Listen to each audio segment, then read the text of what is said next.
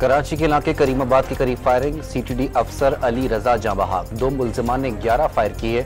DIG CTD की तस्दीक। जिम्मेदारों को कैफर किरदार तक पहुंचाने के अज़्म का इजहार। वजीर आजम शहबाज शरीफ ने बंदरगाहों की सलाहियत से मुकम्मल फायदा उठाने के लिए तरजीही इकदाम करने की हिदायत कर दी। बरामद कुनंदगान को हर किस्म की सहूलतें फराहम कर रहे हैं। कराची पोर्ट में आला सतह इजलास से खिताब। अमीर जमात इस्लामी हाफिज नईमुर रहमान का अशराफिया के लिए मुफ्त बिजली और पेट्रोल की सहूलत खत्म करने का मुतालबा। 12 जुलाई का धरना अवाम को मुश्किलात से निजात दिलाएगा।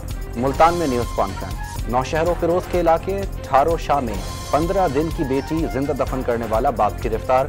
इलाज के पैसे न होने पर बच्ची को दफन किया, मुलजिम का एतराफ। चीचावक्की में कौमी शाहरा पर कार मोटरसाइकिल को बचाते हुए दरख्त से टकरा गई, मां बेटी जाँ बहक, ड्राइवर समेत 2 अफराद जख्मी। वादी कागान में लूलू सर झील के करीब सयाहों की कार खाई में जा गिरी, मियाँ बीवी जाँ बहक, 3 बच्चे जख्मी।